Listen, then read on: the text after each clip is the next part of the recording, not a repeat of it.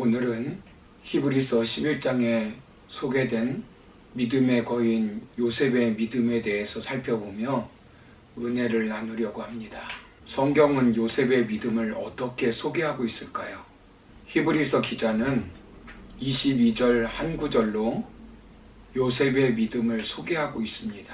믿음으로 요셉은 임시에 이스라엘 자손들이 떠날 것을 말하고 또 자기 뼈를 위하여 명하셨으며 라고 한 문장으로 소개하고 있습니다.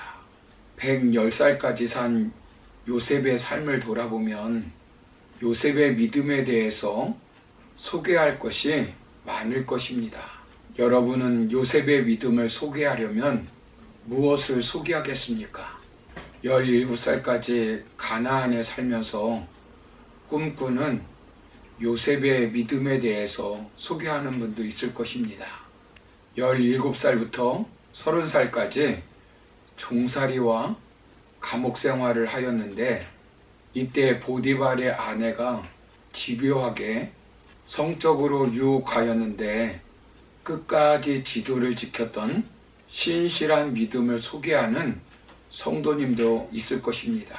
30살부터 110살까지 죽기 전 애국 총리로 있었는데 가뭄을 지혜롭게 대처하여 백성과 자기 가족을 살린 지혜로운 믿음을 소개하는 성도님도 있을 것입니다. 그런데 히브리서 기자는 요셉의 믿음을 소개하면서 마지막 그가 죽을 때 한 말 유언을 가지고 그의 믿음을 소개하고 있습니다. 요셉의 믿음을 통하여 오늘 이 말씀을 듣고 있는 우리에게 어떤 교훈을 주시는 걸까요? 첫 번째로 우리가 믿음으로 살다가 죽을 때 믿음으로 죽어야 한다는 것입니다. 야곱이 죽을 때 믿음으로 죽은 것처럼 요셉도 죽을 때 믿음으로 죽었다는 것을 말씀하고 있습니다. 요셉은 80년을 이방나라 애굽에서 제2인자로 살았습니다. 그가 얼마나 대단한 권력과 영화를 누렸는가는 그의 아버지 야곱의 장례식을 살펴보면 잘 알 수 있습니다. 창세기 50장 3절을 보시면 40일이 걸렸으니 향으로 처리하는 데는 이 날수가 걸림이며 애굽 사람들은 70일 동안 그를 위하여 곡하였더라 라고 말씀합니다. 무려 70일 동안 장례를 치렀습니다. 그때 애굽 사람들은 야곱을 위해 울었습니다. 뿐만 아니라 그중 40일을 야곱의 몸에 향을 바르느냐고 시간을 보냈습니다. 마치 왕이 죽은 것처럼 장례를 치른 것입니다. 야곱이 왜 이런 대접을 받습니까? 단 한 가지, 요셉의 아버지이기 때문입니다. 장례식에 어떤 사람들이 참여하느냐에 따라 그 사람의 신분을 잘 알 수 있습니다. 창세기 50장 7절을 보시면 요셉이 자기 아버지를 장사하러 올라가니 바로의 모든 신하와 바로 궁의 원로들과 애굽 땅의 모든 원로와라고 말씀합니다. 바로의 모든 신하, 바로 궁의 장로, 애굽의 장로들이 다 참석하였습니다. 바로 왕만 빼고 높은 사람들은 다 참석을 한 것입니다. 9절 말씀을 보시면 이 장례식에 군사와 기병이 동원됩니다. 얼마나 성대했는지 11절 말씀을 보시면 이 장례식으로 인해서 새로운 지명이 생길 정도였습니다. 이것은 그만큼 요셉이 부귀 영화를 누리고 있었다는 증거입니다. 이 정도가 되면 많은 사람은 믿음을 잃어버릴 수 있습니다. 어려울 때는 열심히 신앙생활을 하다가 조금 부자가 되고 높은 지위에 올라가고 조금 배우고 조금 인기와 명예를 얻으면 신앙생활을 멀리합니다. 그런데 요셉은 어릴 때 험한 꼴을 당하며 살 때에도 믿음으로 살았고 종생활을 하며 유혹을 받을 때도 억울하게 감옥 생활할 때도 국무총리가 되어 온 나라를 통치하고 다스릴 때도 믿음으로 살다가 마지막 죽음의 자리에서도 믿음으로 살다 죽었습니다. 이것을 구분하기 위해서 히브리서 기자는 야곱의 죽음과 요셉의 죽음을 표현할 때 죽음이라는 단어를 다르게 사용하고 있습니다. 야곱의 죽음을 표현할 때 헬라어로 아포드네스코라는 단어를 쓰고 있습니다. 이 단어는 일반적 죽음을 가리킬 때 쓰는 단어입니다. 그런데 요셉의 죽음은 헬라어로 델류타우라는 단어를 사용하고 있습니다.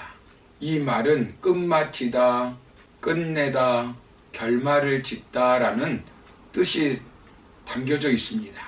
의도적으로 시간과 사명을 포함시킨 말을 사용하고 있는 것입니다. 즉 결산을 강조한 말입니다. 예수님께서 돌아가실 때 다 이루었다라고 쓰는 단어이고, 사도 바울이 사도행전 20장 24절에서 내가 달려갈 길과 주 예수께 받은 사명 곧 하나님의 은혜의 복음을 증언하는 일을 마치려 하면은 나의 생명조차 조금도 귀한 것으로 여기지 아니하노라 라고 말할 때 사용한 단어입니다. 요셉은 왜 자신이 애굽 땅에 보냄을 받았는지를 알았고 왜 총리의 자리에 있는지도 분명히 알았습니다. 그리고 마지막까지 그 사역을 성실히 감당하다가 사역을 잘 마치고 죽었다는 것입니다. 요셉은 시작과 과정과 끝이 모두 믿음으로 마친 사람입니다. 성경 기록에 의하면 어쩌면 예수님의 모형으로 흠이 없는 사람처럼 되어 있습니다. 요셉은 시작부터 마지막 인생을 마칠 때까지 믿음으로 살다 믿음으로 마친 사람임을 강조하고 있는 것입니다. 요셉은 어렸을 때에 믿음으로 자랐고 청년기에도 믿음으로 일관하였고 장년기에도 믿음으로 삶의 책임을 다하였습니다. 그리고 임종시에 요셉은 믿음으로 사명을 다 이루고 마감하였습니다. 이 말씀을 히브리서를 받는 당시의 사람들에게 주는 교훈이 무엇일까요? 유대교에서 예수님의 십자가와 부활을 믿는 기독교인이 된 사람들입니다. 그런데 로마의 박해와 유대교인들의 따돌림으로 수많은 어려움을 겪고 살고 있는 사람들입니다. 요셉의 믿음을 통하여 초대교회 성도들에게 믿음을 시작했으니 마지막까지 믿음으로 인생을 마감하라는 교훈을 주고 있는 것입니다. 사랑하는 성도 여러분, 믿음으로 살기가 어려운 이 시대에 우리에게 주는 교훈이 무엇일까요? 오늘을 사는 우리에게 어떤 지위에 오르고 부자가 되고 어떤 명예를 얻는다 해도 그것 때문에 믿음을 팔아먹지 말라는 교훈을 주고 있는 것입니다. 어떤 고난, 어떤 유혹, 어떤 불이익이 있을지라도 어떤 명예, 어떤 권세, 어떤 인기, 어떤 지식, 어떤 부귀가 주어진다 할지라도 믿음이 흔들려서는 안 된다는 것입니다. 언젠가는 누구나 이 땅을 떠나게 되어 있습니다. 그러므로 믿음으로 살다가 믿음으로 죽는 것이 가장 복된 인생입니다.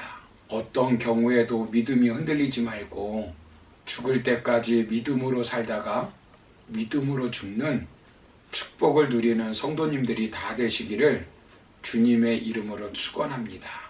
감사합니다.